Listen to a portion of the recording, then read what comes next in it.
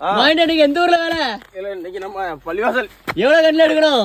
மொத்தம் 1600 கண்ணு எடுக்கணும். 1600. என்ன கண்ணில்? யாருன்னு அடிக்க?